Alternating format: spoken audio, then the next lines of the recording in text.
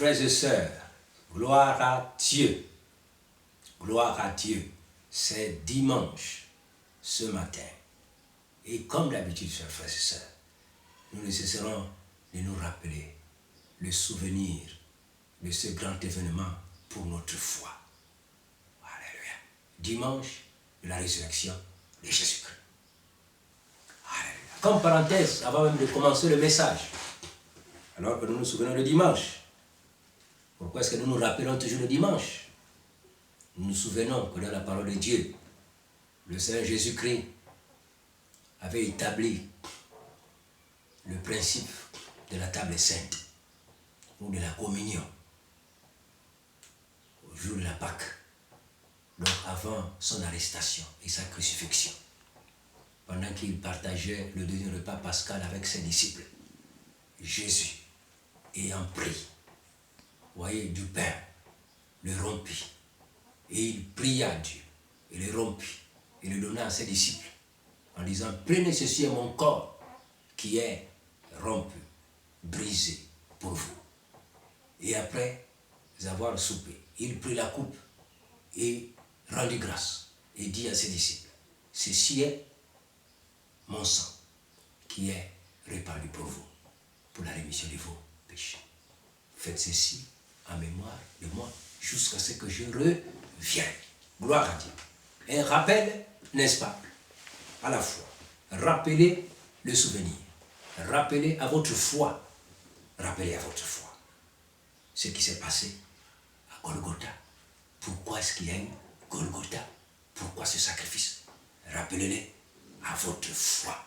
Et donc, dimanche, nous nous rappelons, dimanche, ce jour-là, un dimanche matin, oui, la bombe de Dieu est tombée sur le tombeau de Jésus-Christ de Nazareth.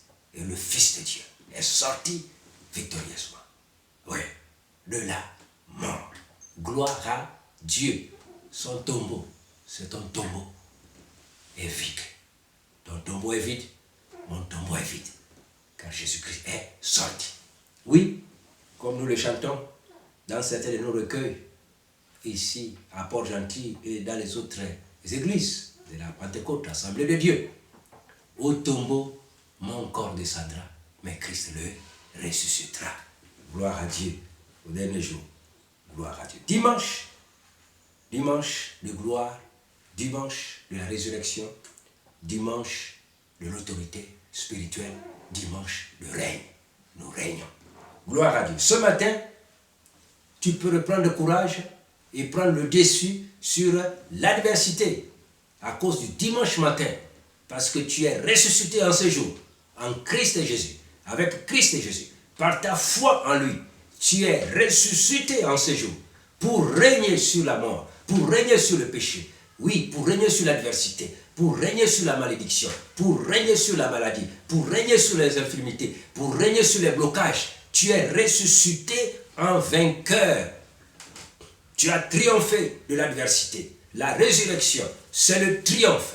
C'est la sortie triomphale de la mort. Oui, c'est la destruction de la tête de l'ennemi, le crasement de la tête du serpent. Et tu es sorti victorieux et tu as écrasé sa tête. Lorsque tu es sorti du tombeau en Christ et Jésus, avec Christ et Jésus, tu n'as pas laissé l'ennemi, vous voyez, en liberté. Non, tu as écrasé sa tête. Gloire à Dieu. La Bible a dit cela. Dans Genèse chapitre 3, 15. La postérité de la femme écrasera la tête du serpent, alors qu'il sera mordu au travers de la croix, de sa mort sur la croix. Le Fils de l'homme est mordu par le serpent, il est mouru sur la croix, mais 3 jours après, le Fils de l'homme est ressuscité, il écrasa la tête du serpent ancien, et tu es sorti avec lui, victorieux, victorieux. Gloire à Dieu. Je m'attends à toi. Tu es tout pour moi, éclairé de ta présence. Tu es Dieu en ces lieux. Je m'attends à toi. Tu es tout pour moi, éclairé de ta présence. Tu es Dieu en ces lieux. Seigneur, merci pour ce dimanche. Merci pour le Saint-Esprit. Merci pour ta présence glorieuse. Merci pour ta parole. Merci pour l'Église du Seigneur. Merci pour notre cher Gabon. Merci pour le peuple de Dieu. À toi toute la gloire pendant ce culte, Seigneur. Au nom du Seigneur Jésus-Christ. Amen. Gloire à Dieu. Gloire à Dieu. Le thème de ce matin, il faut s'attendre à Dieu. Il faut s'attendre à Dieu. Il faut s'attendre à Dieu. Gloire à Dieu. Donc le texte de base, c'est Habakkuk, le chapitre 2, du premier verset jusqu'au 4e. Notre texte de base de ce matin, Habakkuk, chapitre 2, du premier verset jusqu'au 4e. Habakkuk, chapitre 2, du premier verset au 4e. Thème, il faut s'attendre à Dieu. Il faut s'attendre à Dieu. J'étais à mon poste et je me tenais sur la tour. Je veillais pour voir ce que l'Éternel me dirait et ce que je répliquerais après ma plainte. L'Éternel m'adressa la parole et il dit, écris la prophétie, grave-la sur des tables, afin qu'on la lise couramment. Car c'est une prophétie dont le temps est déjà fixé. Elle marche vers son terme et elle ne mentira pas. Si elle tarde, attends-la, car elle s'accomplira. Elle s'accomplira certainement. Voici son âme s'est enflée, elle n'est pas droite en lui, mais le juste vivra par sa foi.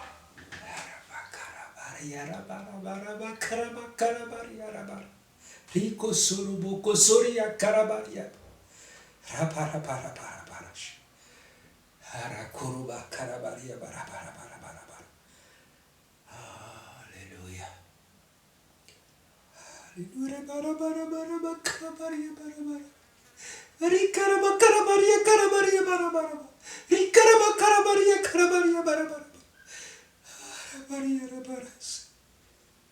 Ouvre tes oreilles pour entendre ma parole ce matin. Ouvre tes oreilles. Ouvre tes oreilles. Écoute ma voix ce matin. Écoute ma voix. Écoute ma voix. Je parlerai à ton cœur ce matin. Écoute ma voix. Il faut s'attendre à Dieu. Je me tenais à mon poste. J'étais à mon poste et je me tenais sur la tour.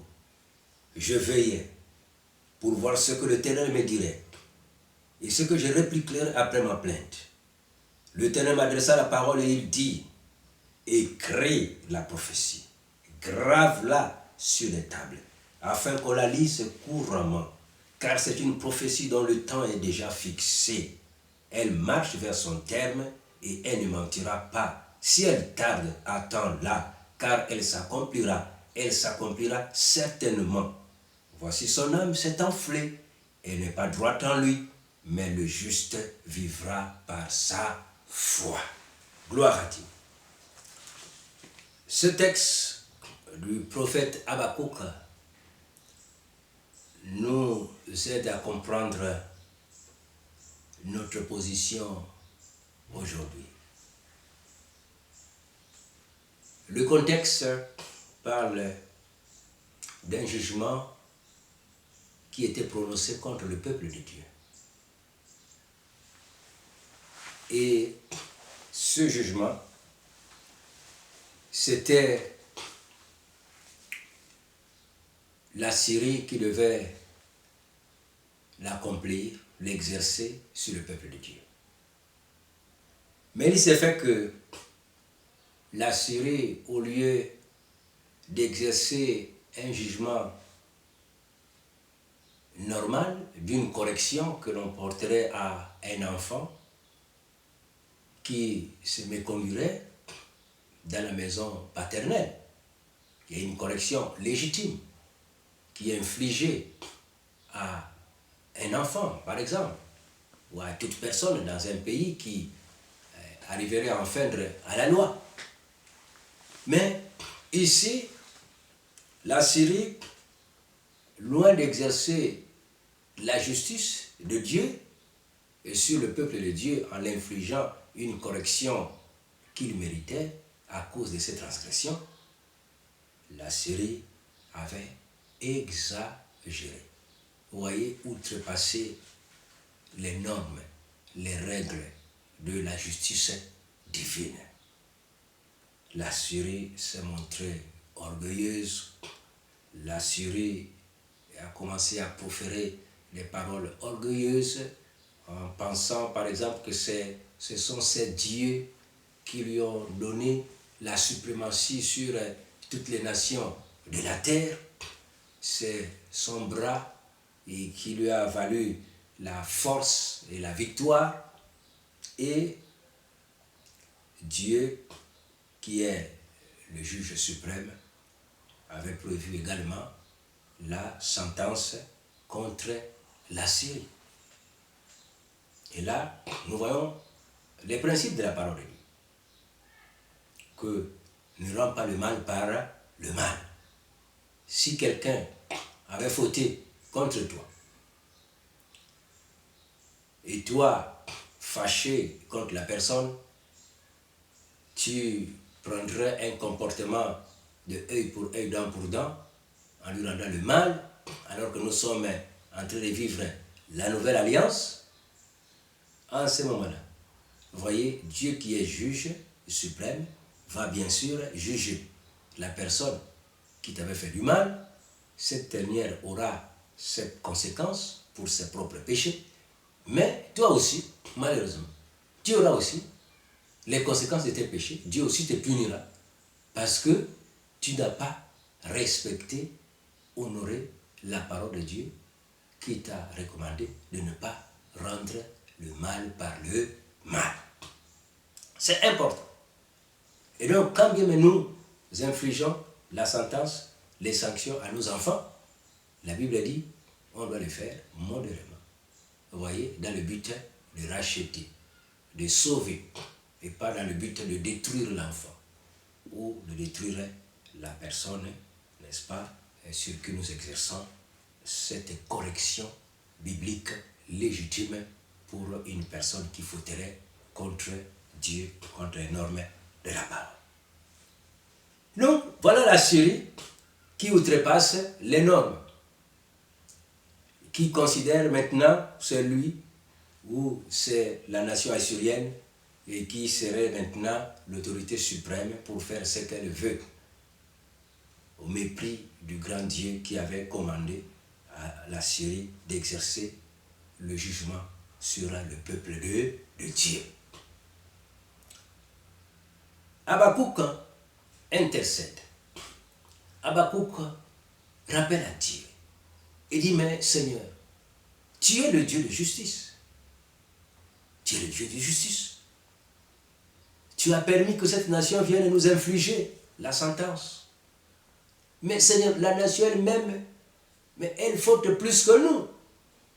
Et malheureusement, Seigneur, celle qui vient pour nous apporter la correction, mais elle-même ne respecte pas les normes de ta parole. Comment vas-tu laisser à quelqu'un qui ne respecte pas ta parole nous infliger la correction, à nous qui avons aussi fauté contre toi? Seigneur, tu es le juge. Tu es le juge. Tu es le juge. N'existeras-tu pas tes jugements? Dieu répondit à Habakkuk. Dieu est le véritable juge des cieux et de la terre. Il est le véritable juge des vivants et des morts.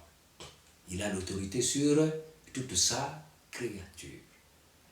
Que ce soit les créatures angéliques ou les créatures humaines, Dieu exerce son autorité suprême sur toutes ses créatures, dans les cieux, sur la terre, sous la terre.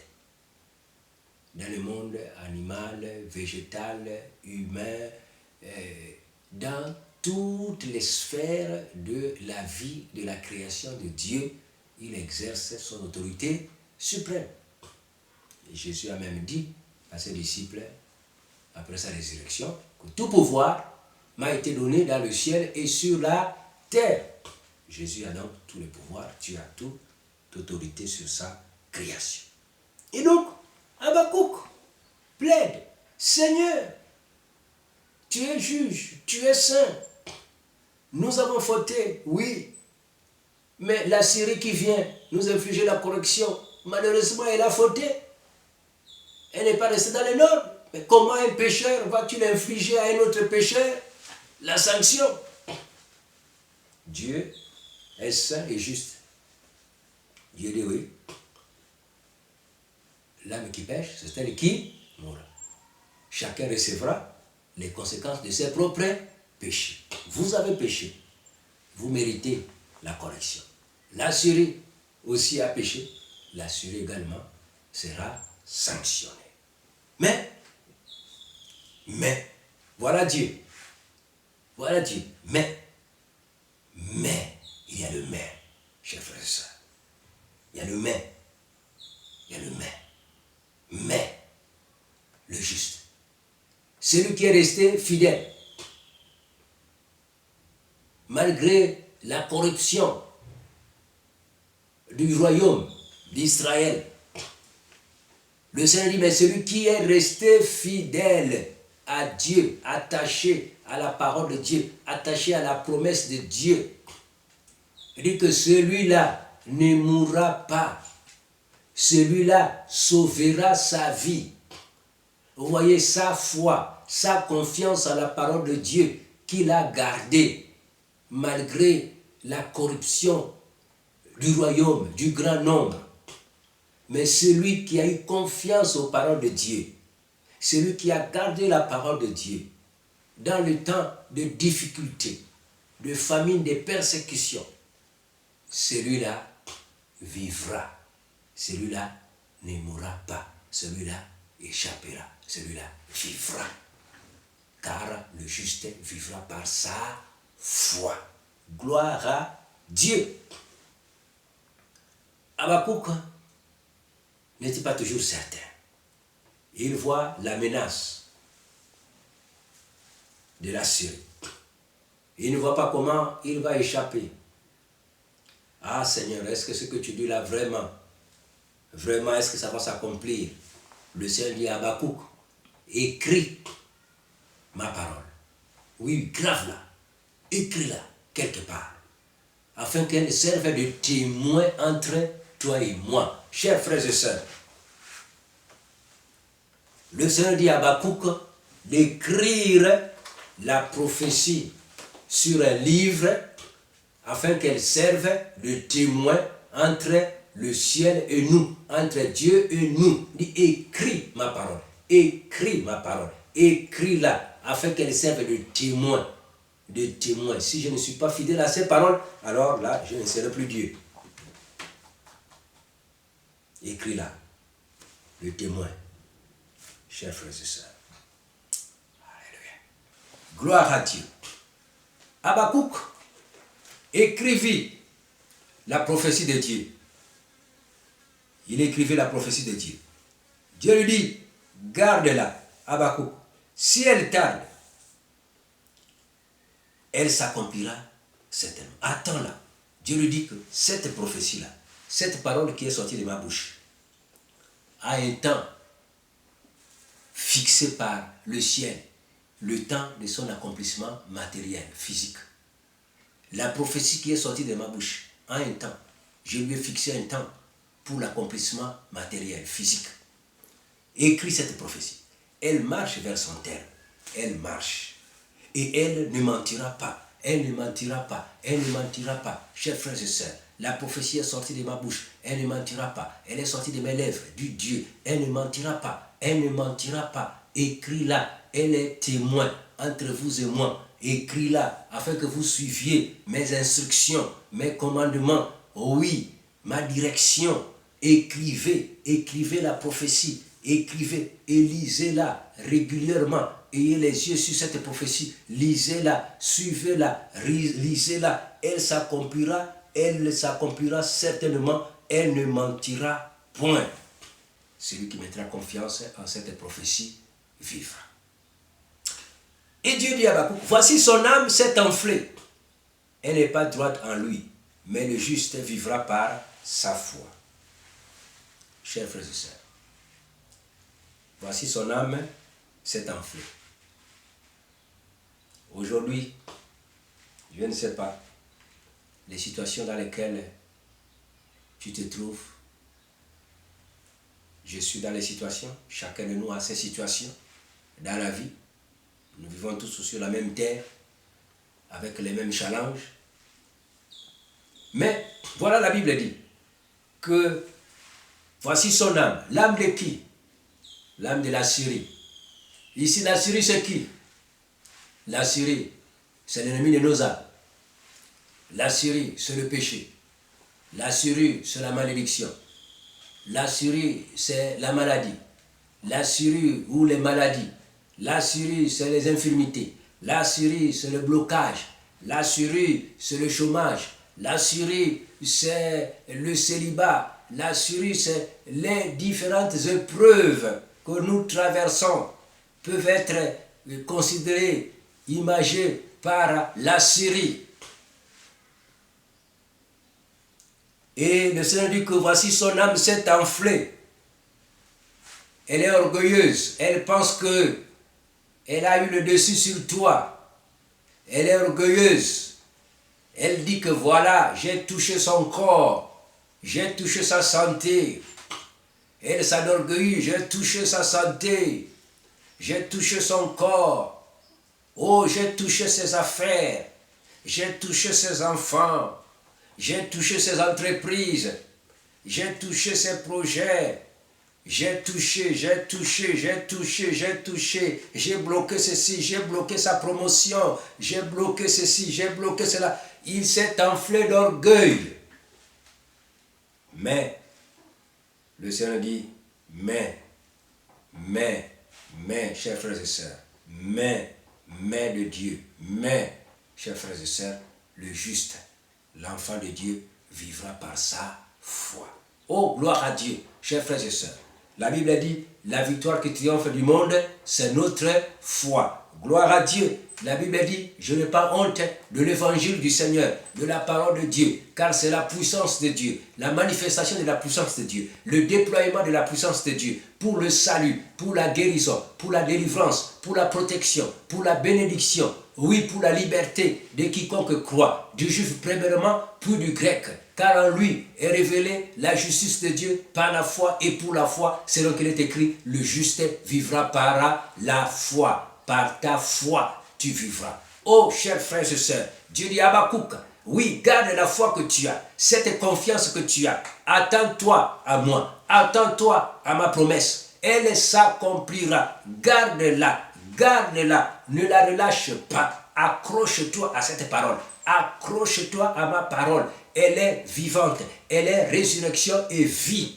Quelle que soit la situation, quel que soit le tombeau, oui, dans lequel le diable t'aurait, oui, enfoncé, ma parole est esprit et vie. Elle est la résurrection et la vie. Elle est esprit et vie. Elle ne peut pas être enterrée. Elle sortira, elle sortira, elle te sortira là-bas, elle te sortira. Oui, mais, Dieu dit, mais, mon enfant vivra par sa foi. Il faut s'attendre à Dieu. Tu dois continuer à t'attendre à Dieu. Dieu dit à Habakkuk, ne relâche pas. Ne te décourage pas. N'abandonne pas la partie. N'abandonne pas la marche. N'abandonne pas le combat. N'abandonne pas la confession. N'abandonne pas la proclamation. N'abandonne pas l'espérance. N'abandonne pas la foi. N'abandonne pas. Voyez, la marche. Accroche-toi. Attends-toi à cette prophétie. Attends-toi à ma promesse, elle s'accomplira. Il y a un temps qui est fixé. Il y a un temps. Le Seigneur dit qu'il y a un temps pour toutes choses. Il a fixé un temps pour ses promesses. Chaque promesse a un temps qui lui est fixé pour son accomplissement. Oui, la promesse sur laquelle tu te tiens, tu t'accroches, cette promesse a un temps fixé par Dieu pour son accomplissement. Si tu ne la relâches pas, si tu t'accroches à elle, oh frères et sœurs, tu t'accroches, cette parole te sortira de ton tombeau, elle te sortira en vainqueur, elle te sortira victorieusement, elle te sortira et te fera marcher tête haute. Accroche-toi, Habakkuk, ma parole, ma promesse s'accomplira. Je lui ai donné un temps, il y a un temps, elle marche. Et tu as besoin de la patience, tu as besoin de la persévérance, tu as besoin de continuer à t'attendre à moi. Attends-toi à moi, ta promesse s'accomplira. Car j'ai donné à mes enfants de vivre par la foi. J'ai donné à mes enfants de vivre par la foi. C'est la nourriture qui fait vivre mes enfants. C'est la nourriture qui fait vivre mes enfants. La foi fait vivre mes enfants. La foi leur fera vivre. La foi leur fera ressusciter d'entre les morts. La foi leur fera marcher triomphalement. La foi leur fera ressusciter d'entre les morts pour être enlevés et s'asseoir à la droite de la majesté divine. La foi, chers frères et sœurs, la confiance en la promesse de Dieu, s'attendre à la promesse de Dieu, c'est la nourriture de l'enfant de Dieu. C'est elle qui lui fera vivre et triompher de situations de cette terre.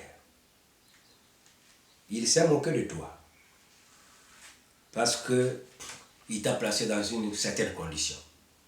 Mais ce matin, le Seigneur te dit, attends-toi à lui. Attends-toi à lui en t'accrochant sur la promesse de Dieu. Quelle est la promesse qui fait ta fondation? Quelle est la promesse sur laquelle tu as invoqué Dieu? Lorsque tu as prié, est-ce que tu as vérifié ta prière avec la promesse de Dieu? Est-ce que ta prière a été validée par la parole de Dieu? Est-ce que ton attente est-elle validée par la parole de Dieu? Chers frères et sœurs, voilà les livres des promesses de Dieu. Voilà pourquoi Dieu a dit aux hommes saints qui nous ont précédés d'écrire ces paroles, n'est-ce pas, sur ce livre-là que nous avons aujourd'hui sous cette forme, afin qu'elles nous servent de témoins entre Dieu et nous. Et dit, voilà mes promesses. Gravez-la, écrivez-les. Elles s'accompliront. Elles s'accompliront chacune en son temps, selon le temps que Dieu lui a fixé. Donc, accroche-toi. Quelle est ta promesse? Est-ce que tu as une promesse de Dieu qui t'a faite? Oui, dans la parole de Dieu, par rapport à ta situation. Est-ce que tu as une promesse de Dieu? S'il y a une promesse de Dieu qui répond à ta situation, qui répond à ta prière, qui répond à tes attentes, alors accroche-toi à cette parole, à qu'il neige, qu'il pleuve, accroche-toi. Il a promis d'être avec moi. Je m'accroche à lui, je m'accroche à lui. Il a promis d'être avec moi. Sa fidélité dure toujours, sa fidélité durera toujours, sa fidélité durera toujours, sa fidélité durera toujours. Gloire à Dieu, chers frères et sœurs. C'est le message du Dieu d'amour ce matin. Attends-toi à Dieu. Accroche-toi à Dieu. Accroche-toi à la promesse de Dieu. Dieu nous a fait plusieurs promesses qui sont consignées dans sa parole. Et il a ordonné aux hommes d'écrire ces promesses afin qu'elles ne se perdent pas et qu'elles servent de témoins entre lui et nous. Les promesses sur lesquelles Dieu marche pour nous faire du bien. Alors, ce matin, c'est le dimanche de la gloire de Dieu. Dimanche de la victoire.